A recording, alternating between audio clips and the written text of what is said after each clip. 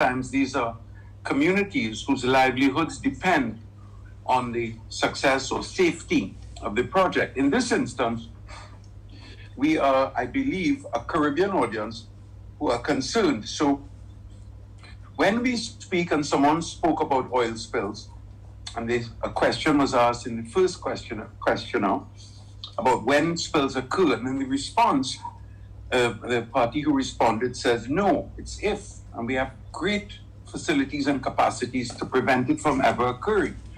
I want to state on record a strong objection to hoodwinking the question about preparedness for when they occur, because I am not aware of a single oil company on the planet who have not had accidents and spills.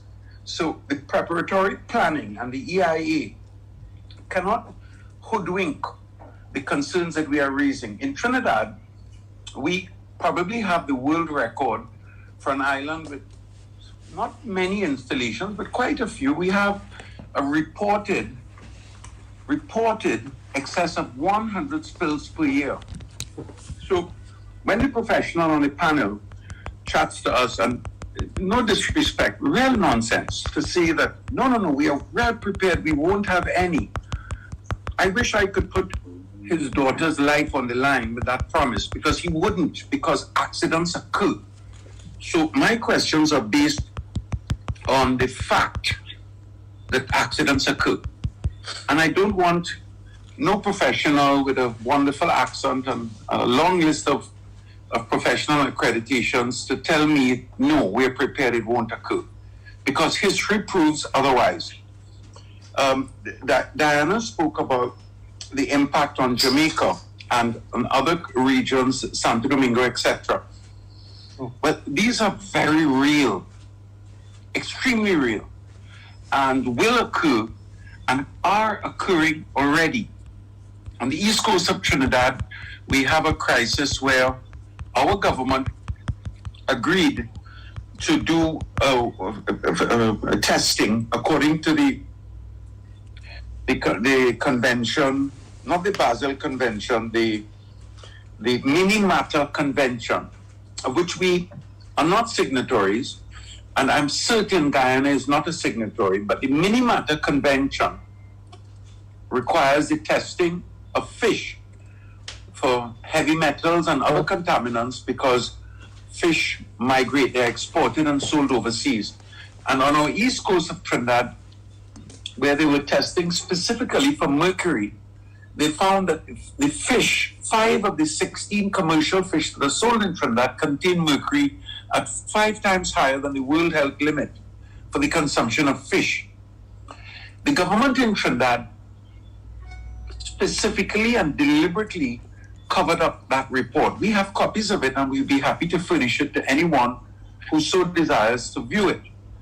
But what we could not understand, and what we are disturbed about, is why would the government deliberately smother a report that exposes the risk to public health of contamination that may have occurred in Trinidad or may be partially responsible for the waters that come from Caribbean onto our questions, and don't hoodwink us and tell us, no, we are prepared. So my questions are the following. I would like the EIA to include a listing of the emergency response preparedness training for Guyanese nationals and for professionals working in that industry and with this company. Secondly, we would like to see included in the EIA the list and cost and dates of the arrival of the emergency response preparedness equipment, recognizing that this equipment, as we saw with the Horizon spill, was woefully inadequate, and requiring and requesting that before any approval is granted in our waters, in our fishery, in our tourism sector, of which we depend on, that we need to know exactly what is the emergency response training preparedness and equipment preparedness. Secondly, in Trinidad, although we have, and I don't mean this with any arrogance, because we do in fact have, next to Belize, the most evolved environmental management legislation, which is very stringent and which fails because it exists on paper and the implementing regulatory agencies are manipulated and bullied. In Guyana, it's a lot worse. So I'm asking, specifically, can the EIA point out what is the legislation for the cradle-to-grave management of waste generated by these platforms? What is the cradle-to-the-grave statement on how it will manage its drill fluids and cuttings, which are 100 and 200 miles offshore? We have to depend on the integrity of the regulatory agencies and the ministers of Guyana, which I don't have any confidence in, with no disrespect, because of our experiences of manipulation in Trinidad. But I want to see what is the legislation, and I want it to be included in the EIA, and I would like a commitment in writing in the EIA by the company itself, because we will, unfortunately, I know everybody loves their family and their wives, but they don't love us, and they definitely don't love me. So we are willing to litigate if the promises are not written and fair. In the first instance, to stop the capacity of this approval because of an endangerment of the Caribbean territory, and in the second instance, to claim for damages if they fail to commit to their promises in the EIA.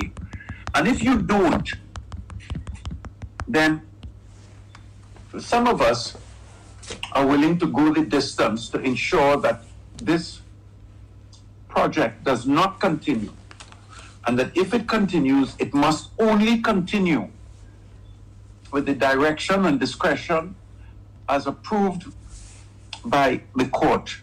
And I'm not even sure which court would have jurisdiction, but I think it would be international court. All right, Mr. Finally, when we speak about insurance, many of the speakers spoke about insurance, but I would like to see whether there's trans-regional insurance to cover for the tourism sector. I think that's critically important for the fishery sector, of which in Trinidad we have 50,000 dependents. And thirdly, for biodiversity loss. I've never heard of an insurance that could cover for biodiversity loss. And particularly, and additionally, I would like to see in the EIA what policy is specifically in place for transnational waste when it crosses borders. Additionally, in Trinidad, 2 years ago, we had a oil well blowout that cost us hundreds of thousands of US dollars to repair, and in which one person lost their life. The problem is that blowout occurred 42 years after the well was abandoned, and there were no copies of the well infrastructure. So the team that went in to cap the well had no documentation to determine what was there. So when you spoke in a presentation that 100 and 200 years from now, I really had to smile, because you are so correct. 102 years from now, your shareholders and you would be long gone, happily enjoying the benefits of the extraction. But we are left with the responsibility. So I would like to see in the EIA what is the long-term bond or emergency response capacity, and who bears the cost for accidents that occur long after the well has been decommissioned. Finally, we sit on the Extractive Industries Transparency Institute, where we have served in Trinidad. I'm unaware that Guyana has a similar facility, but it should. It should.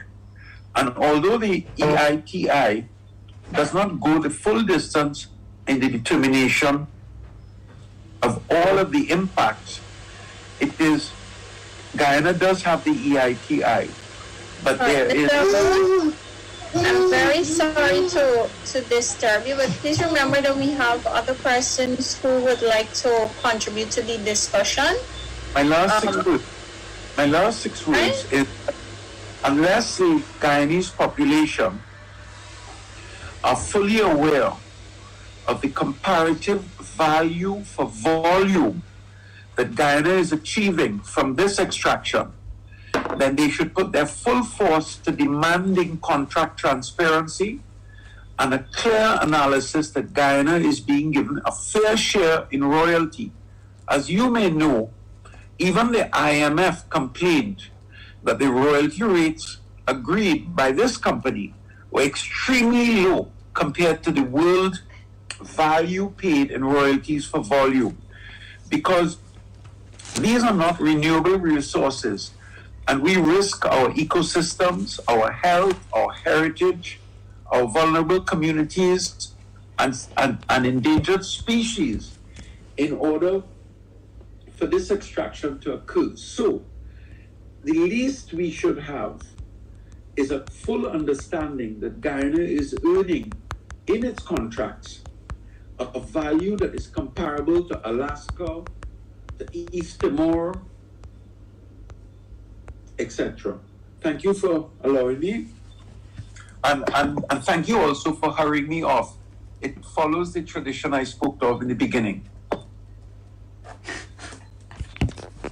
Thank you very much, Mr. Gary. So there were some recommendations as well as questions, very pertinent indeed. I'll allow the consultant team to respond to those, and we can come back to you if you have additional questions before the session closes. Yeah, this is Todd Hall. I heard a couple of questions that I wrote down that I want to respond to quickly, and thank you for the questions, by the way. You asked about a list of emergency response training and equipment. The oil spill response plan that I referenced does include that information. It discusses training. It discusses the specific pieces of equipment that are available, the specific regional third parties with which EEPGL has existing established contracts that they can draw on if needed, depending on the level of response needed. So there's a lot of very detailed information. I would encourage you to have a look at that, and if there's any additional information, additional questions that you have, happy to discuss that, but that information is in the oil spill response plan. You also asked about waste, and we didn't get into this detail, so I wanted to provide an additional level of granularity there. You actually used the perfect word, the cradle-to-grave analysis. There is actually a cradle-to-grave analysis study that the EPA has required EEPGL to prepare. That's a relatively recent document that goes through all of the waste involved with the program and how it is managed, from the very beginning to the very end. That particular study fed into what is referred to as a comprehensive waste management plan, which is an affiliate level. So in other words, it covers not just the Yellowtail project, but all of EEPGL's activities in country, a waste management plan that takes into consideration the results of that cradle-to-grave analysis study and prepares a detailed plan for how waste will be managed for all of EEPGL's activities in country. So I hope that information addresses the questions and the comments you had on those two topics. But again, happy to go into more detail. Joshua? Yes, sir. Auntie and uncle, I love Gary Aboud. Yeah, he's good. Like him, I have no faith in any of our government people or opposition. And as for the oil people, just the same way they don't like Gary Aboud, they wouldn't like Glenn Lal. You listen to the gentleman out of Trinidad, what he said. The amount of questions he asked there, he put forward there. You listen keenly how the oil people, what they responded to. They didn't respond to important questions like insurance. They didn't respond to the impact this oil sector will have on the region. They didn't respond to the 2%, the lowest in the world. None of the questions these people really answered there. And there's so much to come out here, Uncle and Auntie. I think I have to take a month and give you guys it. The man said in Trinidad they were hiding, the TT government was trying to hide the reports, but they were able to grasp it. And they have it in their hands. Guyana, despite every fisherman complaining of not catching half of the fish, and fishing plants are closing down, putting up for sale. The EPA and our government, along with ExxonMobil, is playing this thing down. ExxonMobil exact words in the EIA project document. Let me read it for you guys so you get it clearly. They said the impact of the fishing industry is minor and negligible.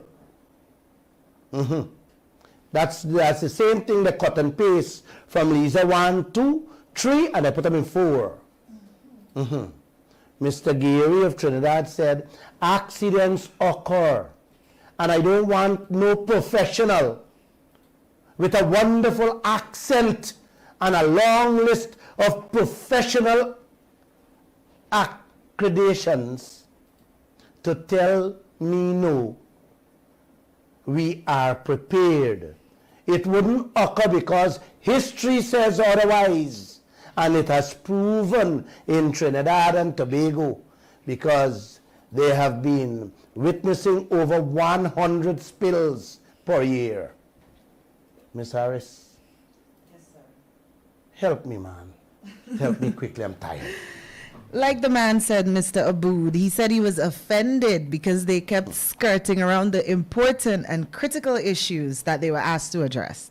We don't want to be referred to a document when we ask you, as the representative from a company, what is the plan? They said they made reference to the oil spill management plan, which is meant to be headed up by the Civil Defense Commission. Today we spent quite some time trying to find out how much money in the recent budget had been allocated to the Civil Defense Commission. The Civil Defense Commission isn't even in the budget. So we want to know as Guyanese, this body that doesn't even have proper staff, proper equipment, proper training, and that apparently doesn't even have any money allocated to them in the budget, what are they capable of doing? And who are they capable of helping? So if these regulatory bodies like the Marine Police, MARAD, the GDF, the CDC, the EPA, if they don't have the staff, the resources, the training, the strategic planning to do any of these things that are barely passable on paper, let alone in reality, what should we rely upon them to do? Nothing. Nothing. And it's clear from the responses that they gave during that consultation that even they do not know what they're supposed to do. He asked to see the equipment that they brought in for this quick response. Yes. I'm waiting. All these answers. We're all waiting. these questions have to be answered. Guys, I want you to listen to a lady named Simone Mangal, a Guyanese by birth living in Canada, who is now an international environmentalist. This lady is a lady of my heart. Please play her. Let the Guyanese people listen what her contribution. I have two main points I wish to raise, but before that, on the matter of process, there were a few, I thought, very relevant questions asked that have not been answered as yet, and I would be grateful if the team would respond to these questions. One of them is, if there were, in the event of an oil spill, one had to clean up, where would you be disposing the material that you clean up? Precisely. Exactly what's the plan? So that hasn't been answered. Dr. Bulkan asked about the methodology for arriving at the ranking that you did for your risk assessment, and she was referred to sections of the report rather than provided with the scientific rigor that went into coming up with that ranking system. And I think this is the crux of an EIA, so it's something that must be addressed. I have read it, and I myself cannot see where the scientific rigor is. So I would like to ask the team to come back to that as well. The issue that Mr. Belay raised, which concerned the monitoring that has been done on existing production areas, I would have to say, Mr. Kamaraj Prasad, I don't agree that this should be disassociated. And the reason I think it's relevant and reasonable is because when you look at the EIA, so it's the same applicant and previous EIAs have been done by the same firm, without that monitoring information, we have no way of looking at the credibility of the assumptions that were made. And we're being asked to accept this second study on the basis of very similar assumptions. So the question is, we have been given a ranking system before, and we must know what did the impacts actually look like compared to what the EIA said they would look like. And I'm particularly troubled that Mr. Belay has had such a runaround to get information, and I don't believe this is a one-on-one issue. This concerns all of us. It's a public matter. It should not be something that Mr. Belay has to come to the EPA for. It is a matter that needs to be available to the public and answered as part of this EIA process. And part of the issue here that concerns me is that it does speak a bit to the credibility of the applicant, the credibility of the EPA, which is in your charge, when people have to run around to get information, and that's worrisome. So you're adding a burden of trust or distrust on top of this present EIA system when that sort of stuff is not properly available. I also feel that the question on cost and benefits has not been addressed. So when I read this EIA, what strikes me is that there's a very prejudicial description of benefits without a robust description of costs. And if you're going to go there, you have to do both. You can't just be highlighting jobs and benefits here, because those are very easy things for people to understand. But it's a lot harder to understand for every barrel of oil that you advertised in that beautiful full-page ad that was in the newspaper. And I believe Danuta Radzik asked, for the public to truly grasp what we are dealing with. For every barrel of oil, per day, per month, for 20 years of the life of this project, what are the toxins that are coming out into our water, our air, coming to land, the chemicals that are being used? I think that when you are doing ads like that, you must be prepared to be transparent. So every time you put an ad in our newspaper, during an EIA process, let us not separate these two things, because we are supposed to be coming to an objective forum, but a nice glossy advertisement undermines that objectivity. It's pretty, it's appealing. It can lead us to move beyond thinking quite deeply about what we're engaging. So the next time you do this ad, or you're running an EIA consultative process and you're moved to do an ad, please ensure that the ad is not a half-truth. It's the complete truth. And that truth is not well represented in this EIA. Yes, there are pieces you can go and you can see the tables, but it would be very helpful for you to put it in the public summary and in the summary of the EIA very upfront. This is really what we're dealing with. So that's about process. In terms of content, I have one comment, but before I go there, there's one thing that I believe is quite disturbing. The EIA document introduction, page 11, says that the study is produced by an independent body, and in fact the Environmental Protection Act requires this. However, it is co-signed by Mr. Shyam Nokta, who, as you are aware, is an elected official of the governing party that here in government. He was on the party's list of candidates for the 2020 general and regional elections. As far as we in Guyana know, we have elected this party with Mr. Nocta on a list to govern Guyana. How is it that this can be an independent EIA when there is a clear link to the power, the highest level of power in the governing party? I don't see a declaration of conflict of interest anywhere in the EIA. I've searched it, so please correct me if I'm wrong.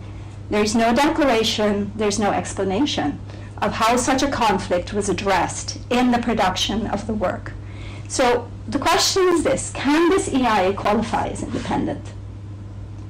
And can the EPA be considered as acting independently of the government, the administration, that supervises it directly from the office of the president when it comes to assessing and approving this EIA, co-prepared by, publicly signed for, by an elected official of that government?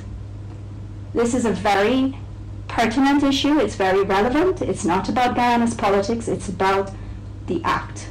What is the requirement of the Environmental Protection Act? So that's my comments on process. I now want to address, there are many, I'd like to affirm what many people said before, but I'd like to address one matter which I really was quite disappointed to see in the EIA. And I'm disappointed because I am aware that ExxonMobil a few years ago gave $10 million to a Washington-based NGO with an office in Guyana, Conservation International.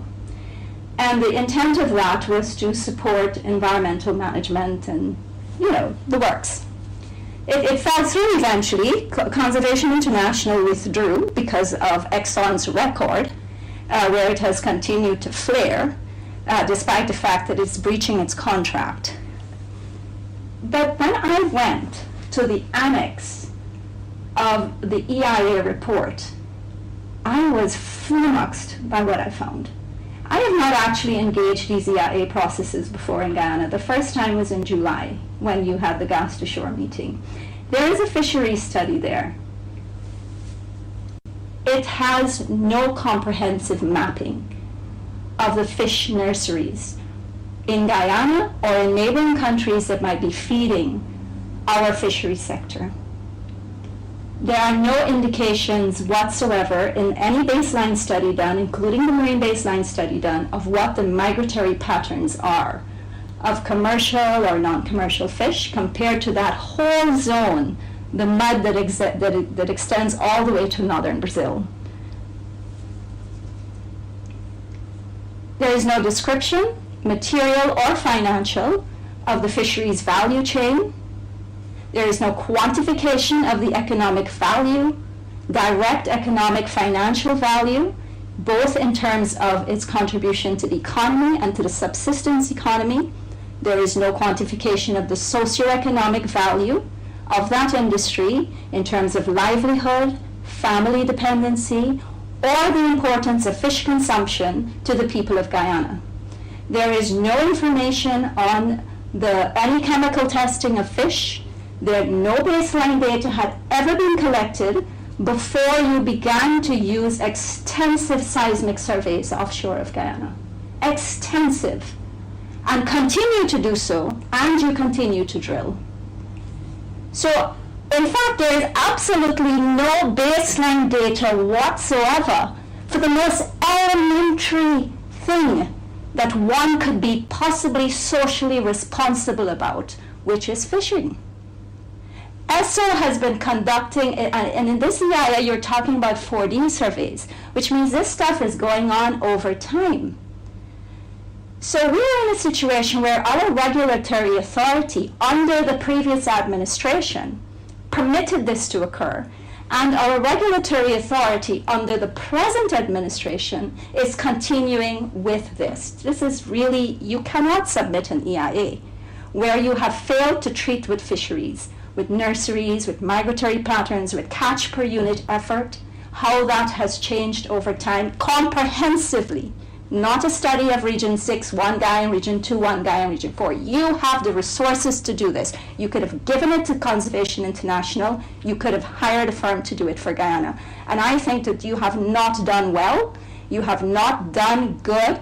by the fishery sector of our country, and they have an incredibly important role to play in the life of Guyana, both in terms of all of the downstream value that comes from them, but also the subsistence value of fisheries in an incredibly impoverished environment. And so I would like to know where you're going to go now in terms of addressing this huge deficiency in the CIA and in all of the work that's being done in the oil industry, because you have no baseline.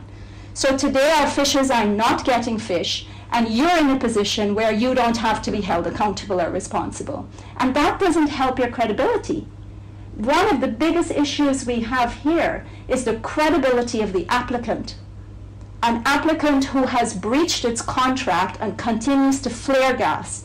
An applicant who refused to tell me in the Gas to Shore EIA consultation what the price of gas was. But I know it now because you are paying us $45 per equivalent ton of carbon dioxide to dump this toxic material in our airspace, in the Caribbean airspace. So it's minus $45.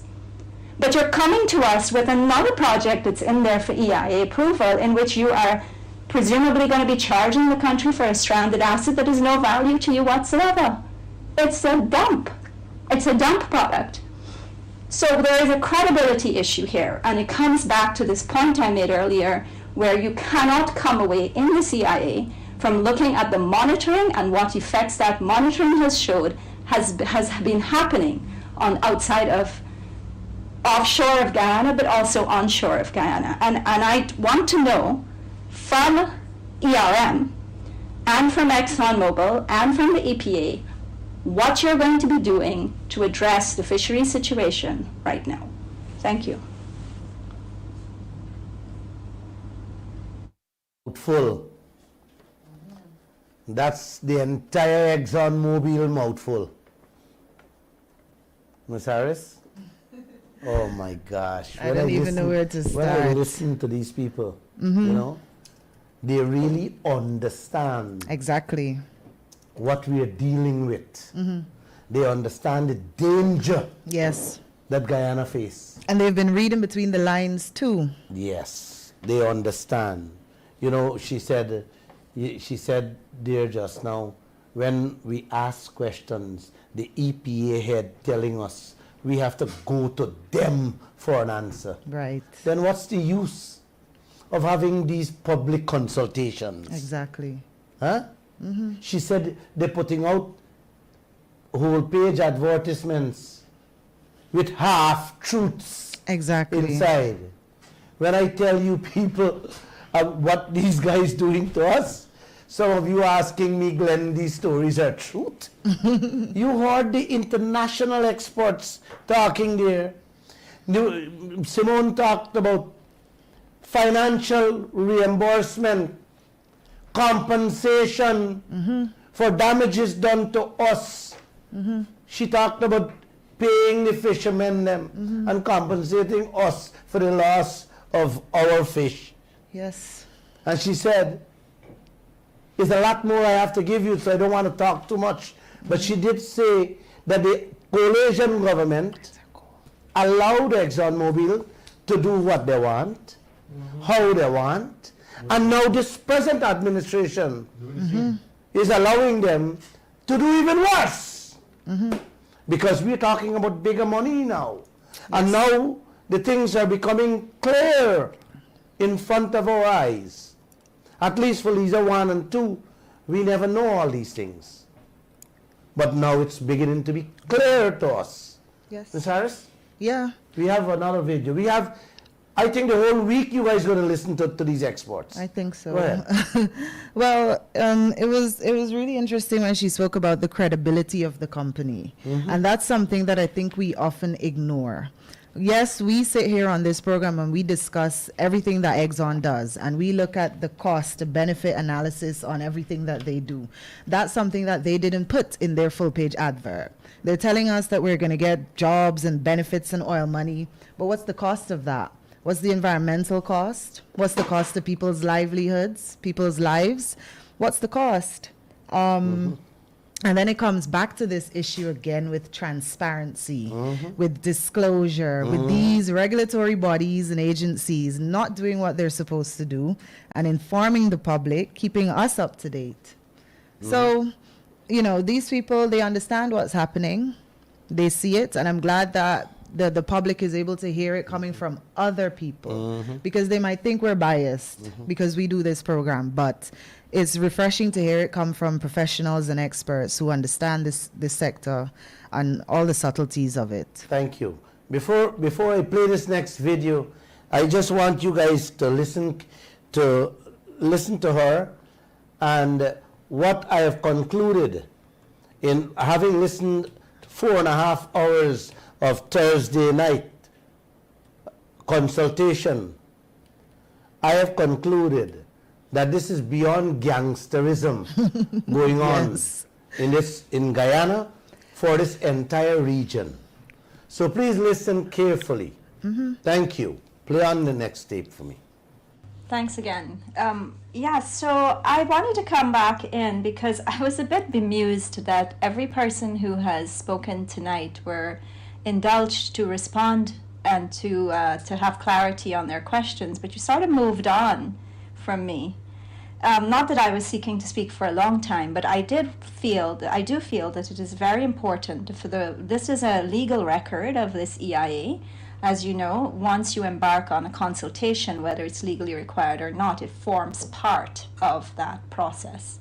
And I don't know if it was Mr. Todd or Wiley who responded to my point about not having a baseline for the fisheries as a perceived lack of a baseline. And I want to say for the record and for the benefit of everyone else who is participating here tonight, that a baseline is something you collect before you attempt to do a project or an action that alters the conditions such that if you were to come later, you would then be able to know how the conditions had changed.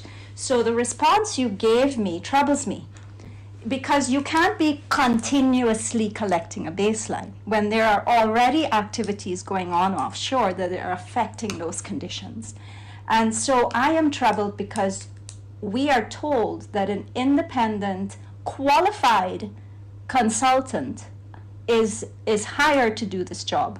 And if in fact something so elementary can slip by with such clear, you were very transparent about it, I am now afraid about what else has slipped by you, because you don't seem to understand what is the critical matter here. This is not an issue with fisheries about going on and doing studies. There has to be an immediate and urgent intervention. There has to be retrospective studies immediately to begin to look at catch per unit effort and how that has changed from the time you commenced operations back in 2015. And you are the first to speak about building on data. So we have to go back to the starting point and try to fill a gap, which is not the greatest way to do the job, but it's the only way to do the job. And I would like to say that for the record. I would also like it if, following from what Maya asked, if you could just describe for everyone here what kind of toxic waste comes to shore and how it is treated. And what I have noticed you say repeatedly, it's international standards, it's by these standards, but you don't actually name the standards. And when you speak of Guyana, you say Guyana's law. I would like to draw your attention to the fact that just before July, the Environmental Protection Agency of Guyana did the most inexplicable thing. Just before they started the Gas to Shore EIA, they suspended the 2020 guidelines for environmental impact assessment. And by their own record, they had gone into setting up these guidelines because the existing ones were woefully lacking for dealing with the oil and gas industry. In fact, the study done by K&M, which was one of the gas to shore studies, said that. It flagged it. It said it didn't have the regulatory framework to handle a project like that. Now you are here with another EIA, And I'm hearing everything but which international standard exactly are you using? I think this is very important, and we haven't heard. The EPA said that they were assiduously working to consult and get those EIAs back up. And Kemraj, it is what, November? So I think you've got something on your plate that's lagging. Now, back to the question of radioactive waste. For the record, I want to ask this because there are a number of facilities that are opening up and around the country in residential communities that are handling various radioactive substances. And Guyanese, genuinely, this is very new to us. So we genuinely don't really know what's going on. And it would be very helpful if you can explain what that waste is, how it is treated to become non-hazardous, and then moved from wherever your treatment facilities are. So that would be very helpful tonight. But before going on, I want to draw your attention to the Environmental Protection Act and to what Maya was saying, Maya Trotz. You cannot cut off a piece of your project from an EIA. The Environmental Protection Act says it has to be the whole project. And so the EIA must consider all shore-based activities that make it possible for you to drill for that oil. Anything that you are doing that is essential, not auxiliary, essential to the functioning of what you're doing offshore is your project. And I do think there's a deficiency in the EIA right now. It doesn't really deal with that adequately. So I will stop there and ask you to explain to all of us, what is the toxic waste? What is its composition? What volumes come out per barrel of oil that you pump? And how is it treated and where does it go? I'm struggling to figure out how to answer the question because there's a lot of detail behind that last one, right? So there is a detailed summary of the effluent discharge streams, as one of the previous commenters described in great detail, that includes the volumes, the quantities of both solid waste and liquid effluent waste. The waste management plan talks about the treatment methodologies. I don't think you're wanting us to read it on this call. But it is in the waste management plan. It is described in the project description what all of those streams are. But we're noting your comment, and if there's additional information that would be useful, we can work with the EPA to provide more clarity on that. Yeah, I can also, just very briefly, if I can address the baseline question specifically. I apologize. I thought I answered it, but if I didn't, I'll answer it now. So we, with specific reference to the fish issue and the marine biological issue, we had 2 years of baseline data for fish, and that was collected in 2 different ways. That was collected with what we call the biological fish study, which was conducted from 2017 to 2019. So it was 2 study years. It was 2 dry seasons and 2 wet seasons. It incorporated the full length of the EEZ, if you will, from the deep water environment in the block all the way to the estuaries. Okay. And that was done from late 2017 to early 2019, so 2 study years. And then we also collected the more fisheries-related data, so not the biological fish work, but the fisheries-related data also in 2 study years, and that report is included in the appendix. So we do have baseline data for multiple years for that particular receptor. And generally speaking, if you look at international best practice, it's generally accepted that when you have an environment that has a strong seasonal component to to its environment, so a strong wet season and a dry season, you at least collect 1 year of dry season data, 1 year of wet season data. If you can get 2, that's better, but the minimum kind of accepted practice is at least 1 year of baseline data. And that's accepted by a wide range of governments and also lending institutions. So we did meet that expectation. No, you didn't. No, you did not. Just to follow up, Jason, as well, on the radioactive piece, just making it clear that there is a waste management plan. There is the cradle to grave analysis that's on the EPA website as well. And radioactive sources, if we don't just put them into the landfill, they get treated, and those radioactive sources go back to the suppliers. So we're not putting radioactive sources into the landfill. Oh, you didn't. Oh gosh, no, you didn't. No, you didn't, Miss Harris. We can't summarize. She did such a wonderful job. This thing will take several programs Exactly. to summarize what the questions and the answers. But I'll give you a last piece from another champion, a woman by the name of Maya Trotz. Could you play her quickly? Let the Guyanese people listen. Yes. Thanks, everyone. I have 5 questions, and they're really about boundaries or time, geographical operations, and some follow-up on questions that others have asked that you have not answered. So I'll just ask them individually and get the answers and then go on to the next. How do you present an ESIA when you're still collecting baseline data, as is the case of fisheries, as highlighted by Mrs. Simon Mangle-Joly?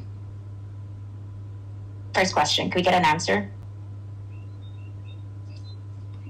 ERM?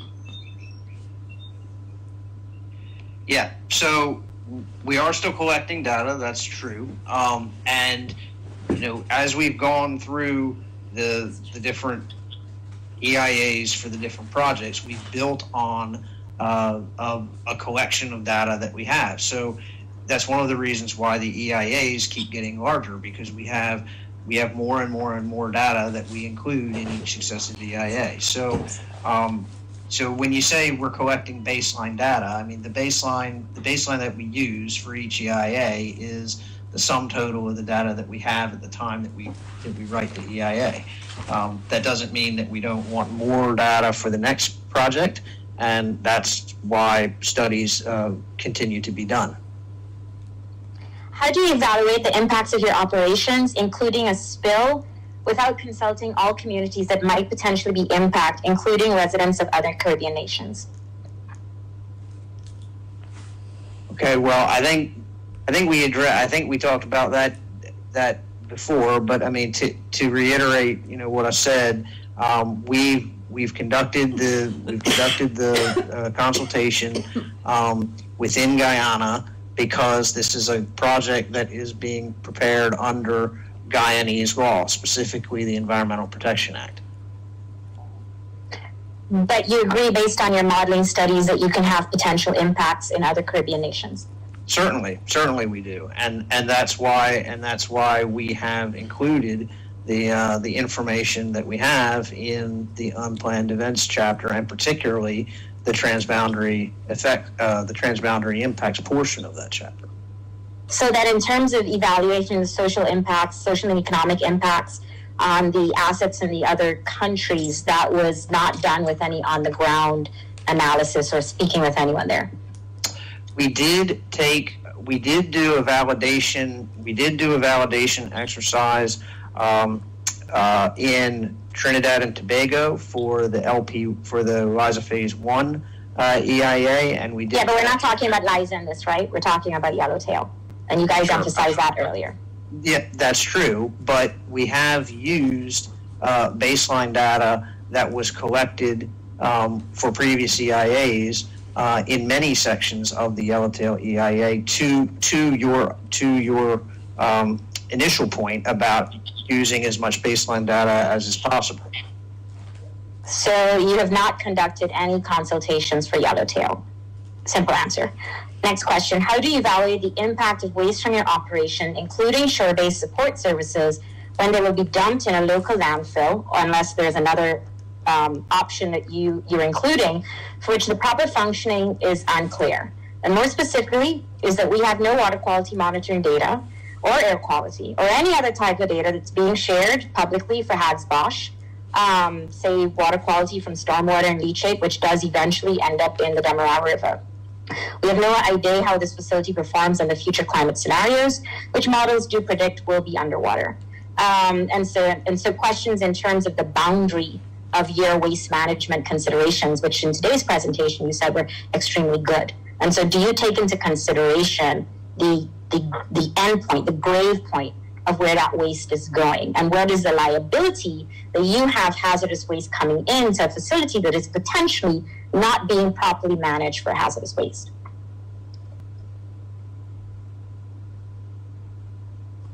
I can speak to that, Dr. Trotz. This is Todd. So the landfill that is used for the project is an engineered, licensed, permitted landfill.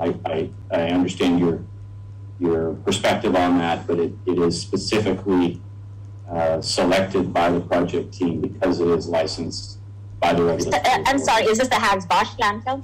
It is. Mm-hmm. So you are basing your assumption that it's licensed and operating according to whatever Guyanese standards are. Yet you're using standards for effluent quantities and all sorts of other stuff based on world, EPA, US EPA and other types of regulation, of regulatory limits in other parts of your study. And so in terms of liability in that waste management process, if that landfill is failing or fails, and I'm not sure how you prove that that landfill is properly processing hazardous waste right now without access to data, is there liability for you putting hazardous waste there? I'm just trying to find out where liability falls when that facility does not function properly, and in terms of how much did you do to understand whether that facility is working properly and can actually take the waste that you're putting there.